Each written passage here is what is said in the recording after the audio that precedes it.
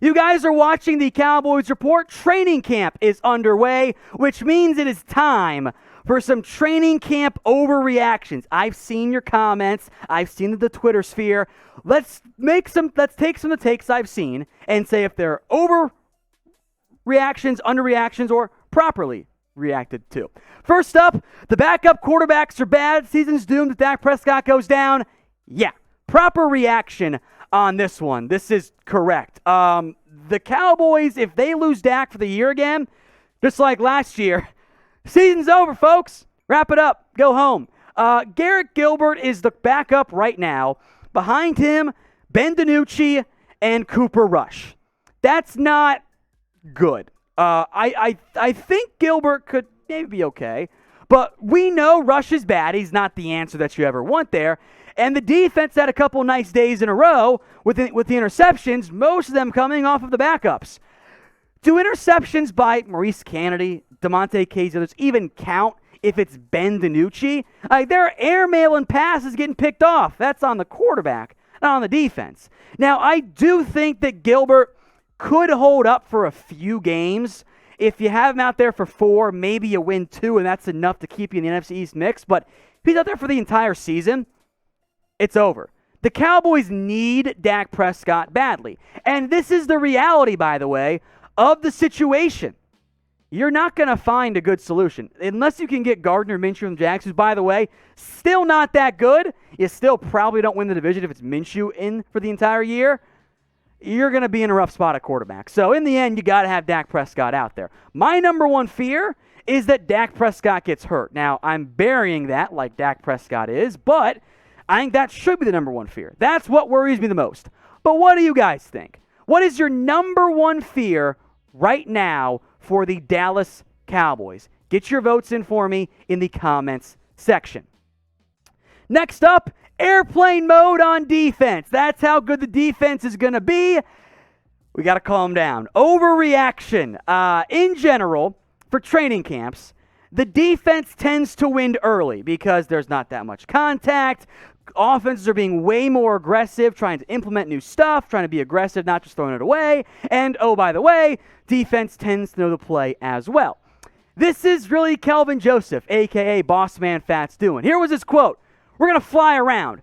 No fly zone. We're going to call it airplane mode. Tell them, Cowboys defense, airplane mode. You can't throw, no fly zone. First off, love the nickname in general. This is an overreaction. This is not, the defense not good enough yet.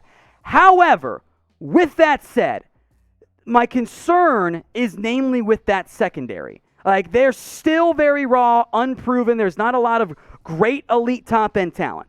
So I think it's too soon to start hyping up, airplane mode in terms of us as fans. But this is the mindset, the reaction, the attitude that I want from especially my corners. I tweeted this out when I saw the airplane mode tweet. Defense needs attitude, guys. I want you, especially as corners, talk trash when you're playing well, talk trash when you're playing bad. Don't get in your head. Don't lose your confidence. They need the attitude. No more soft boys, okay? The hot boys are dead. They're buried. They're gone. The Cowboys have been the soft boys for the past 2 years. Now, I am not ready to call them Hot Boys 2.0 or say it's going to be an airplane mode defense yet, but that's the mindset I want out of the players. Do you guys get the difference there in terms of the status of how I want to treat it versus how I want the players' mindset to be? Overall, I want to get your thoughts on this too. What do you think of airplane mode as the defense's nickname, or at least the secondary's nickname? Get your votes in. L for you like it. H for you hate it. M for, it's kind of whatever there. Get your votes in. This is the pinned comment on today's video. So if you get the ad break here on YouTube, scroll on down and get your votes in.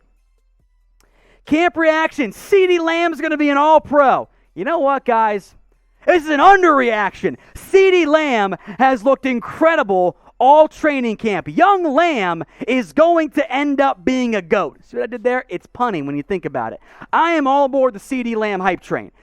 Look at what he's done so far in camp. He has made some unbelievable highlight reel catches. And look at what he did yesterday, or that's not yesterday, I should say Wednesday in practice. Look at the extension. Now, he only got 1 foot down, whatever, because it was a bad throw. But there are not that many receivers who can sky quite like that. Look how high he is off the ground, the extension. He pulled it in. I am kidding a little bit here when I say it was an underreaction. But in all seriousness, Lamb's going to be a star. CeeDee Lamb has all the potential in the world. I see him dominating corners consistently in camp. That's what the media reports are saying. So the highlights are showing. I am all aboard the CeeDee Lamb hype train in 2021. So with that in mind, make your predictions for me. How many touchdowns for CeeDee Lamb in 2021? 5 last year, it's going to be more. Maybe you get crazy and go double digits.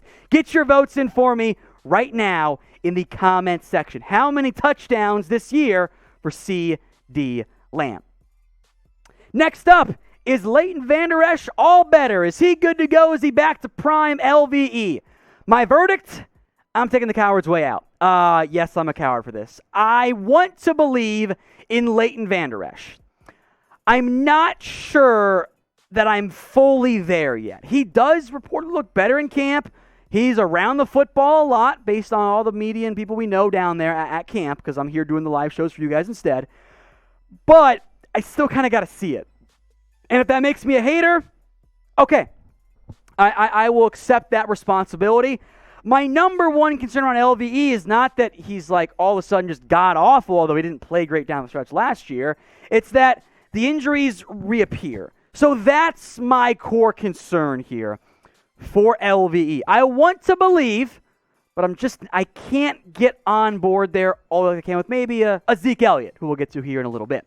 For that, though, how many games do you think LVE will end up playing in 2021? Remember, 17 games is the maximum there. How many do you think he'll actually be out there for? Get your predictions in the comment section right now. I'm hoping for all 17. I think you have to be realistic and say there's a chance it ends up being less than that. All right, more linebacker talk. Camp reaction. Jaylon Smith, Keanu, Neal, are they struggling? Yeah, this is true. Hate to say it, but I think this is what's going on here. Jaylon Smith looks... I like Jaylon Smith, at least he has past 2 years. Hope that changes, of course, for both these guys. But I don't know, man. Every time you see the highlight posted, the video clips posted, involves Jaylon Smith, he looks like he's laboring out there. I got worries there, but maybe he can contribute as kind of a part-time linebacker this year. Meanwhile, this is actually the bigger concern for me. Keanu Neal has been getting picked on in coverage. Tight ends and Zeke Elliott, too, had some success beating him. That's a red flag, given that my whole goal and whole reason I like signing Keanu Neal was, hey, he can help you cover. And if he's not helping you cover, then what's the point? He's not that big. So I think it's very clearly right now Leighton Vander Esch over Keanu Neal in terms of that weak side linebacker role. Again, reminder, that's why we're calling it overreactions. It's early. It is, late July. It's not panic time, but you should probably keep that one in mind. Now, as camp goes on, as the preseason arrives, we're going to keep you guys covered. Videos pretty much every single day. We'll do a live watch party as well for you guys for the Hall of Fame game. By myself, I will. It's going to happen. Hit that big red button and subscribe. That way you don't miss out on anything here at the Cowboys Report. Next up, camp reaction. Is Zeke back to form? I'm going to drink the Kool-Aid. I'm going to say proper reaction. I'm down to go here. The Ezekiel Elliott Redemption Tour 2021, I think we're underway. Zeke has looked good in camp. Now, the fumbles, we have to see games for that. The big plays, got to see games for that. But in terms of what we can know right now, looks pretty good. Zeke has slimmed down. Slim Zeke is very much here, which I hope leads to more big plays. I want to have Zeke Elliott involved. Specifically, I want him to be the closer for this team. That, I think, is the ideal role for Elliott. Close out fourth quarters once the Cowboys obtain a lead by passing it. So, over or under, one of my favorite games, we played before, we'll play it again. 1,250 rushing yards for Ezekiel Elliott. Get your votes in right now in the comment section. 0 for over or type in U for under. We'll stick on the offense here for our second to last overreaction. Are Tyron Smith and Leighton Collins fully back? Mostly proper reaction. I will kind of take the coward's way out here as well. Tyron Smith has moved well. He looks good out there. Now, he did miss Thursday's practice with elbow tendonitis. I literally could not care. That elbow's always been in the giant sleeve, which is like, I think pretty sure he uses a knee brace on his elbow, which is crazy. But Tyron always misses games. I'm not worried about the elbow. Whatever. If the back or neck act up, I will be concerned. Even if it's just a day of camp. That is a big-time red flag. Elbow? No. But it's Tyron. At this point, he'll probably miss like 3 games. Not the end of the world. Still worth it to keep him on the roster under this cheap contract, but it's a red flag. Leighton Collins, I actually feel pretty good about. He very much has slimmed down. Now, last year, Leighton Collins was either out of shape, causing a hip issue, or had a hip issue that led him to be out of shape. You know, one of those two. Chicken or egg type of debate there. But that should not be the case this year. I'm always going to be more worried about Tyron this year than I will Leighton Collins.